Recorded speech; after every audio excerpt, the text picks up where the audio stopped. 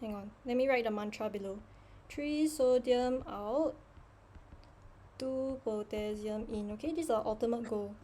Okay, so what happens first is that you need to put 3 sodium out. Okay, so the carrier protein is originally like this, and it exposes 3 binding sites for sodium on the intracellular surface. Okay, this yellow part is inside the cell, this blue part is outside the cell.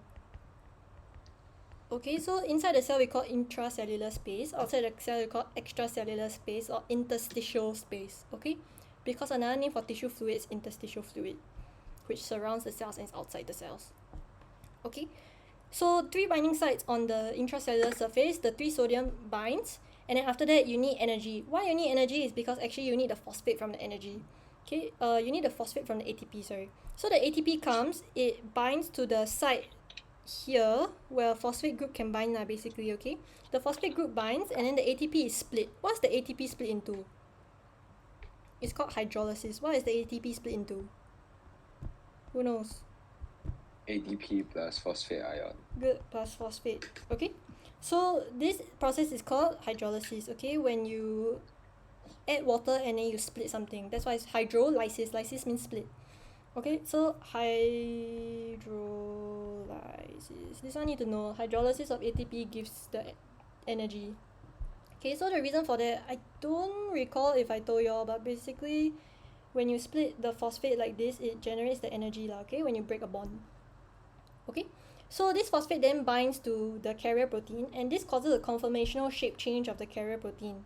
Okay, which is what a carrier protein is meant to do. It's supposed to change shape. Okay, so when it's like this, then it changes like this, then now the sodium ions are facing the extracellular surface. So now they're facing the extracellular surface, they leave the carrier protein and go out of the cell, okay, into the extracellular, into the interstitial fluid or the extracellular space. Okay, now the carrier protein is like this. It has 2 binding sites for potassium. So the 2 binding sites for potassium, the potassium bind from the extracellular space, it binds onto the carrier protein. Then the phosphate needs to move again, needs to leave this time because you already added a phosphate group. So this time we need to remove the phosphate group. So every time you add or remove the phosphate group, the carrier protein will change shape. Okay, so now you remove the phosphate group, the carrier protein goes back to its original shape like this, and then it releases the potassium ions inside the cell into the intracellular space. Okay, so Yiming, tell me, is it true that carrier proteins are unidirectional? No. Okay, why? Because it just like it transported the sodium ions out and then took in Yes, very good. potassium ions. Okay, so when you have active transport and it moves in 2 directions, what is this called? Anyone? Okay, active transport got a few types of transporters. Active transporters, one is called uniport. Have you heard of this? No. Antiporter. Oh yeah. Okay, so uniporter, symporter, and antiporter.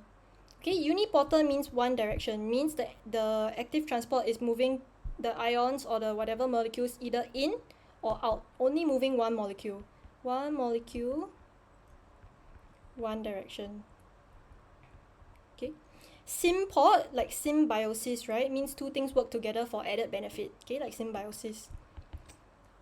Okay, so what this means is 2 molecules,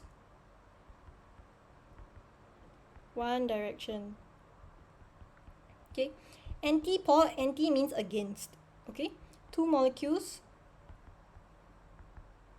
2 directions. Means if one is coming out, one must be going in. Okay, so who can tell me sodium potassium pump, what kind of transporter is it?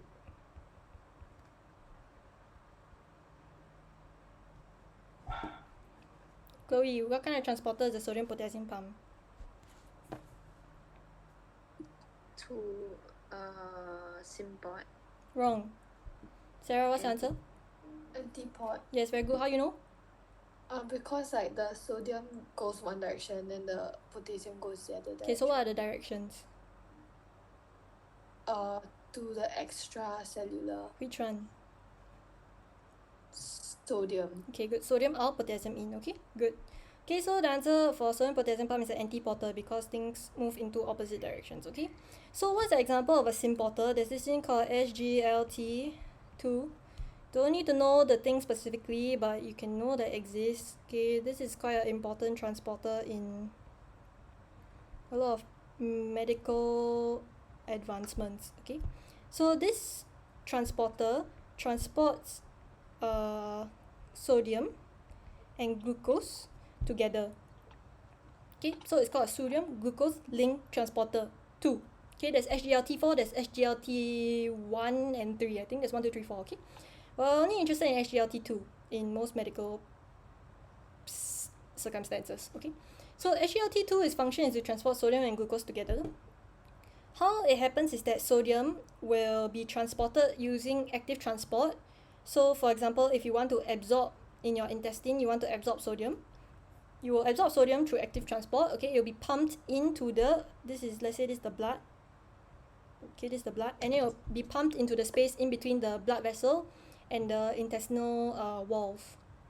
Okay, so because it's being pumped, it generates this thing called an electrochemical gradient. When it generates an electrochemical gradient, the glucose just freeloads. Okay, that's why it's called a syn-porter, because they work together. Technically, the glucose doesn't benefit, the sodium doesn't benefit lah, but the glucose does, okay? But they go together, that's why it's called syn-porter. Okay, so the glucose doesn't generate its own gradient, it just follows the electrical chemical gradient that sodium generates. Okay, it's basically a freeloader. So then both the sodium and the glucose are absorbed together. Can?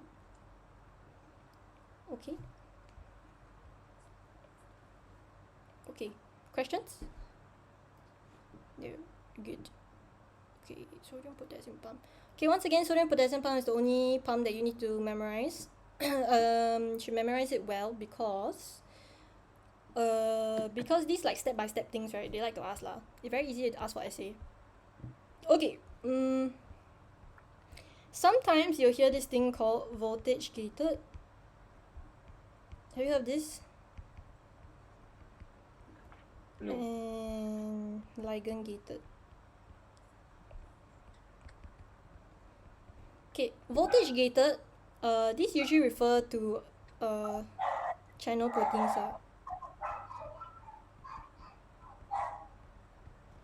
Okay, so channel proteins can be voltage gated or ligand gated. Voltage gated means they only open or close when they receive an electrical stimulus. For example, when we do topic 6, we'll learn about how action potentials are propagated by neurotransmitters like acetylcholine. Okay, so in acetylcholine, you know what? I'm just gonna save this bit for next time. Okay, but basically, when the ion channel receives an electrical stimulus, it will open or it will close. Ligand gated means it receives a stimulus from a chemical. Okay, can be any chemical, can be a neurotransmitter, can be a protein, can be a hormone, can be whatever. Okay, so whenever a protein or whatever else chemical binds to some portion of the channel protein, it will open or it will close. Okay, that's called ligand gated. Voltage gated, ligand gated. Okay.